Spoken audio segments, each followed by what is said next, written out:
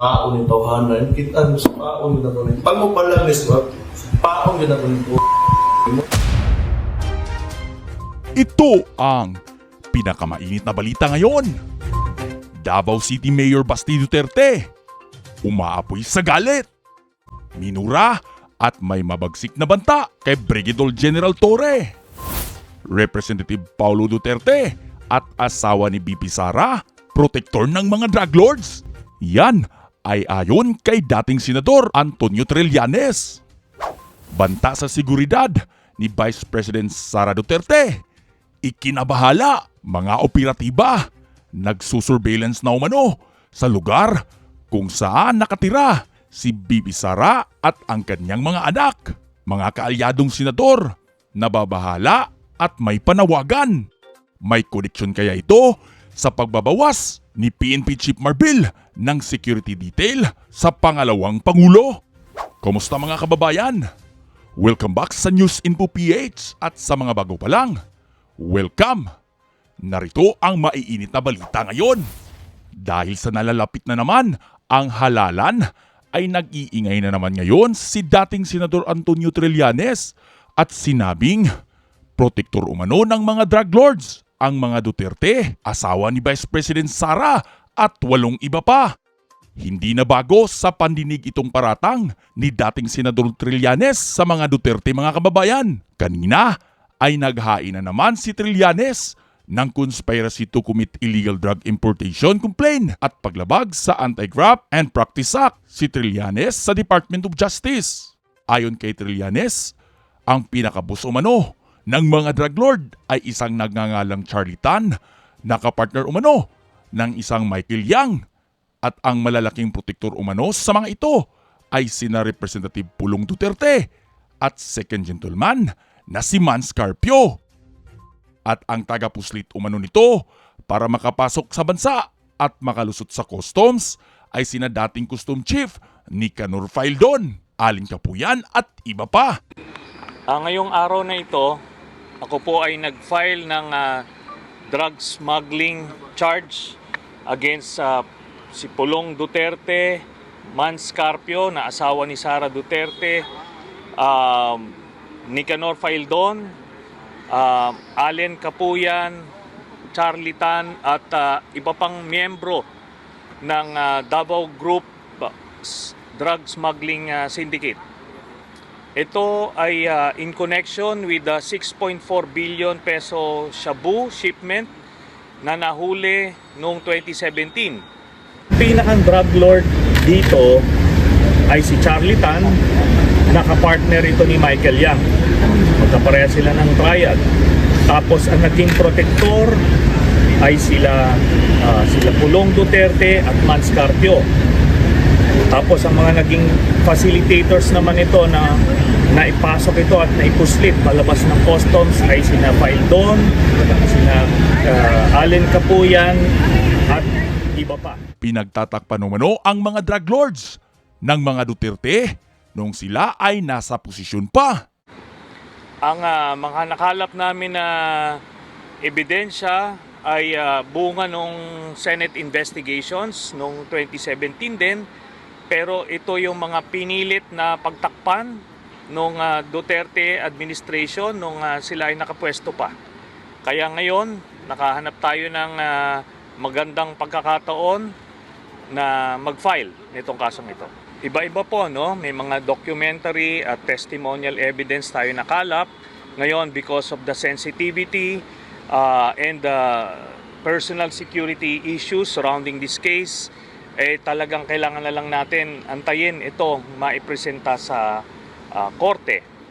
Just to be clear, yung judiciary naman natin, by and large, functioning siya at patas siya. Except for the cases na may interest yung mga Duterte, pag sa ganon talagang minamaniobra nila at pinipilipit yung batas at hudikatura para mapaboran sila at maproteksyonan sila. Ngayon, so far, wala na tayong nakikitang ganon, kaya natin to i-final. Hindi naman natinag si Representative Paulo Duterte sa isinampang kaso ni dating Senador Trillanes at ayon pa sa kanya, Ito'y isang welcome development at mas maganda dahil sa Korte ng Pilipinas ang pagdinig at hindi sa Korte ng Facebook. Tinawag din ni Congressman Paulo Duterte si Trillanes na isang trililing at sundalong kanin. Samantala, galit na galit at hindi lang minura, kundi binantaan ni Davao City Mayor Basti Duterte si Regional Director ng Davao na si Brigadier General Nicolas Torre III.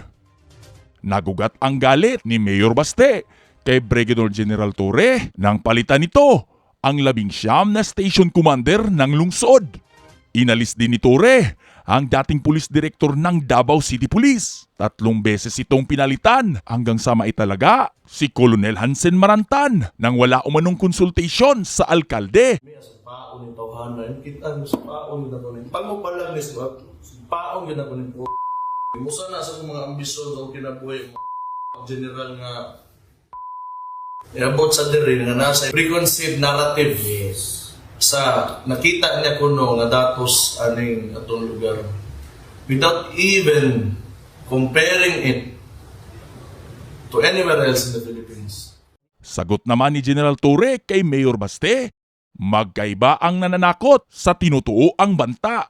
Ayaw na umanong patulan ni Torre ang mga sinabi ni Mayor Baste dahil professional umano siyang tao at sinusunod lamang niya ang utos ng nasa taas at ng Camp Crame.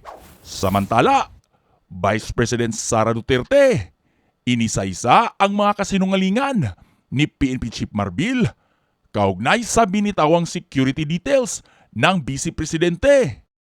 Nauna nang nagpahayag si Vice President Sara na hindi umano ito makakaapekto sa kanyang trabaho. Pero hindi umano nagustuhan ng Vice Presidente ang mga kasinungalingang ipinapaabot sa taong bayan na mula pa mismo sa pinakamataas na opisyal ng Philippine National Police sa mga interview nito na napapanood ng taong bayan patungkol sa pagbabawas ng kanyang security personnel. Pagpapaliwanag ni VP Sara ang Vice Presidential Protection Division na isinailalim sa PSPG. Ayon sa utos ng Napulcom ay sadyang ginawa para hindi pakialaman ang security ng bawat Vice Presidente ng ating bansa. Pinasinungalingan din ni Vice President Sara na nagbigay ng request ang Philippine National Police sa OBP o Office of the Vice President na kukunin nila ang mga PNP personnel ni VP Sara. Hindi umano totoo ang sinabi ni PNP Chief Marbil na walang banta sa buhay ni VP Sara kaya nila binawasan ang kanyang security details. Ayon pa kay VP Sara, meron umanong mga operatiba ng PNP sa kanilang lugar kung saan sila nakatira para mag-surveillance o mag-casing. Pilit umanong inaalam kung saan ang bahay na inuupahan ni VP Sara kung saan nakatira din ang kanyang mga anak at buti na lang ay napigilan ito ng mga opisyal ng Homeowners Association. Dagdag pa ng Vice Presidente, nag-iwan umano si PNP Chief Marbil ng 45 na tauhan ng PNP na siya umano ang pumili. Nag-aalala naman ang mga kaalyado ng Vice Presidente para sa seguridad nito. Isa na dito si dating PNP Chief, Senador Bato de la Rosa, at nanawagan sa mga retired PNP at sundalo sa mga gustong voluntaryong protektahan ang Vice Presidente. Ayon kay Senador Bato, alam mo naman si Chief PNP, hindi naman yan siya mag-decision ng gano'n kung wala instruction galing sa taas. Hindi naman basta-basta ang Chief PNP ka, tapos tanggalan mo ng security yung number 2 na official ng Pilipinas. may nag-utos umano kay PNP Chief Marbil na bawasan ang security detail ni VP Sara dahil bilang isang dating PNP chief ay hindi umano magdidesisyon ang isang PNP chief kung walang instruksyon o utos mula sa taas. To whoever is above him, either above him or somebody that is controlling him. That could be the most possible situation. Nanawagan din si Senador Robin Padilla na protektahan ang pangalawang Pangulo na si Inday Sara Sa kanyang FB post ay sinabi nitong isang karangalan para sa mga nagbalik loob na makapagsilbi ng voluntaryo sa naging tagapagmana na NTF-ELCAC, particular na raw ang mga dating rebelde na nagbalik loob na gustong magbago.